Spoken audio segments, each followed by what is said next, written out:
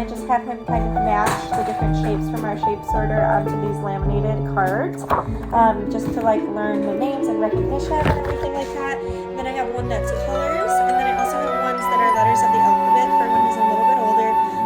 I will start having him connect different things with a sound, like a horse is an H sound, and put it on the letter of the alphabet. And this is just toys that he has in his normal environment.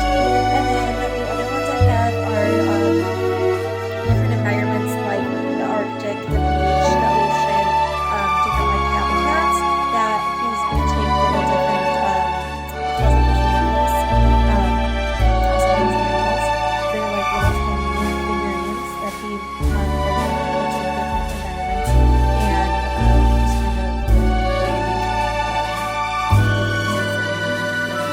habitat. And then the other one I did was numbers, and it just has like different little slots in there where you can do numbers 1 through 4. And I think that was all of the ones in this little group of them I've been making. I'm gonna try to make a PDF to share because I think this might be helpful for other people who are either doing like preschool type stuff or homeschooling to just use. And I like to laminate mine, but there's nothing wrong with it.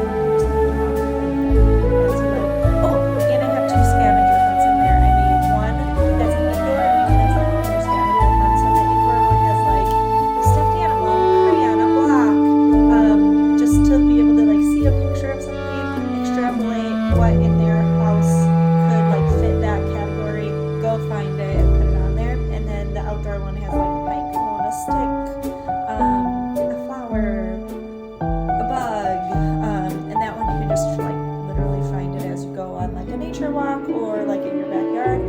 It's also a really fun thing I like to have in the day because it keeps me just a little bit busy for a little bit longer. So hopefully I'll be able to make a shareable PDF. I'm not sure how to share that with people other than my email, so I'll try to figure that out. And then post it in the description once I figure it out, or on my Instagram, so if you follow me there, you'll see it. So here are the 3 loads of sourdough that I'm working on.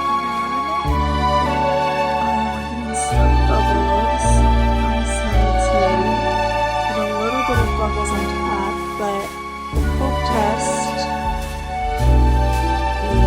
telling me that we're not quite there yet. It is taking forever for the sourdough to come to like the correct point in its rise for me to be able to shape and bake. I think the reason it's taking so long is because the temperature has been warmer outside. So I've turned my heat in my house like completely off basically. So I think now instead of my house being to like a 70-degree point, which I know is high for some people, we all live home in my family, so we keep our temperature pretty high. Now it's like at 67, and those 3-degree differences make a huge difference in how your sourdough ferments. And it is throwing me for a loop, so I'm doing everything I can do this to speed it up a little bit because I would like to have these things all the time. So I'm just shading it's going on outside, and it's nothing too crazy. But I do have all of my flowers that I'm going to be planting in my green stalk planters up here. So I have, let's see, some calendula here, cosmos, nasturtium, a trailing nasturtium, and I like to put the trailing nasturtiums at the top of the green stalk because they kind of like fall down and look really gorgeous. I have chamomile and pansies. Those are not going to go in the green stalk planter, they just happen to be this flat. I'm not 100% sure where I'm going to put them yet. And then I also have some wave petunias that are purple and white, and I'm going to also put those in the green stalk in different areas because they are supposed to also excuse me, flow out and over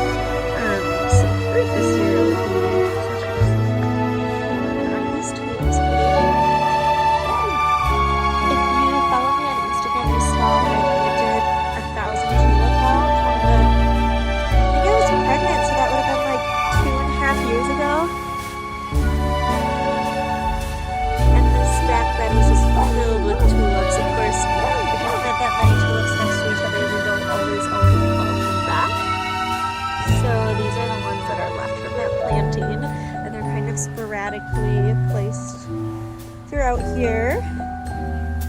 A lot of them got dug up and eaten by squirrels, the bulbs, which I did not anticipate.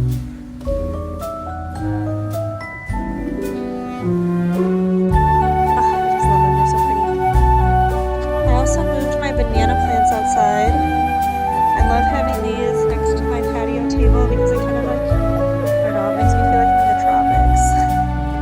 And then I usually have some snacking food in one of these green stalks with the banana plants around them, and yeah, it just makes me feel like I'm on vacation in my backyard.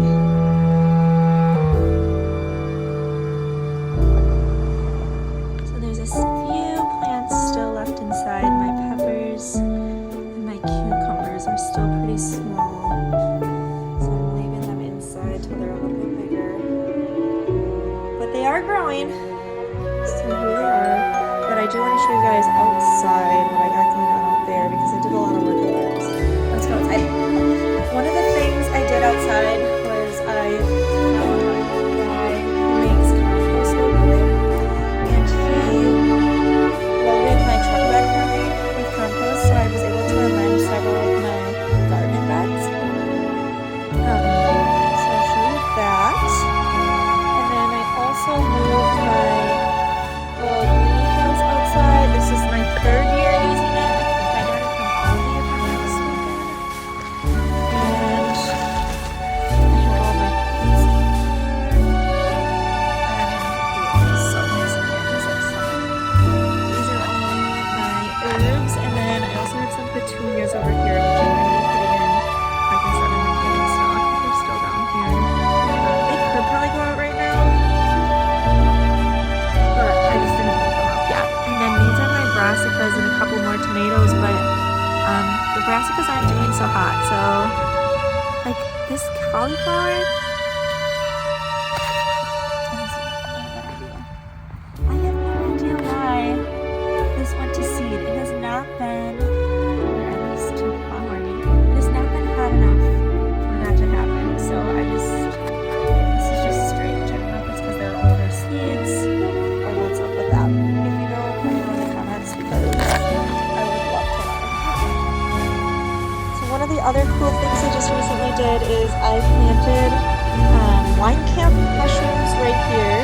The spore, I spread this spore for wine camp mushrooms. I don't know exactly how to describe all of these things because I've never grown mushrooms before. So I have water just running on it because it's supposed to stay moist for the first little bit. So hopefully those come up. And then I have this garlic coming up on its own. I just keep getting more and more garlic. There's like 16 plants right here. Just tons and tons of sunflowers popping up everywhere that the birds planted. Right here I planted some beans and peas, which you can't see yet, they haven't come up. But bravely, I planted out a row of tomatoes already. And I know it's early for us Wisconsinites.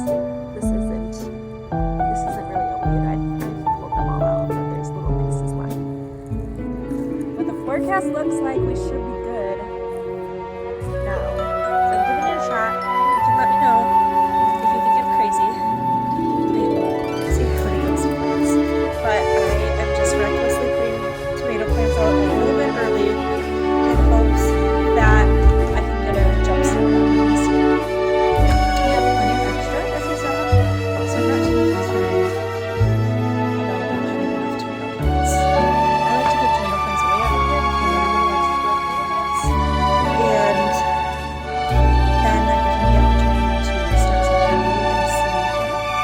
Another project I have planned is I need to make 2 more perennial beds. And I need to move my black raspberry plants and my strawberry plants. And I want to make 2 separate perennial beds. So let me show you where I want to put those. And yes, I'm taking a video from my upstairs window so that you can see. So right here, can you see? Right back here is the perennial raspberry plant bed. I want to put 2 more beds back there at least. And then I'm thinking of also putting a chamomile bed back there just for a perennial chamomile bed because they like to reseed and back there every year. So, raspberries, strawberries, black raspberries, chamomile, and maybe asparagus? That would make an even number, wouldn't it? Raspberries, blackberries, strawberries, chamomile. Asparagus, no, that would make 5. Maybe I'll leave the asparagus where it is then. So, you looking for the geese? Okay. So yeah, so back there, I've been using these paver bed things that you just cut the boards to length and slide them into place.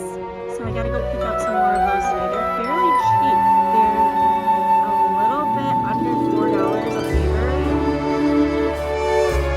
So like 16 bucks for the pavers. And then I have to buy the wood, but I happen to have some wood that I don't know what to use. So I think for 2 more beds, it'll be like $32. And I think that'll be a pretty good option for us to get that done. A few more pretty things I noticed when I was walking out to the truck because I have to go pick up those pavers. My grandma gave me these. These were given to her in a vase where they have like their bulbs in the bottom of them, and I just planted them because really I didn't want them to die. And these, I love these double daffodils. So good.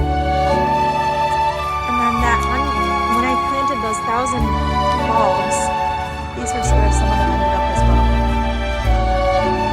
And then alternatively from those doubles, you see, whoa!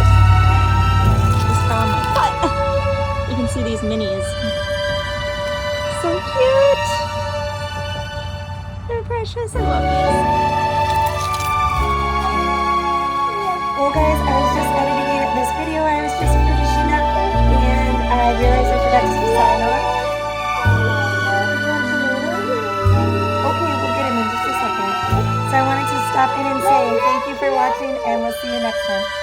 Bye-bye.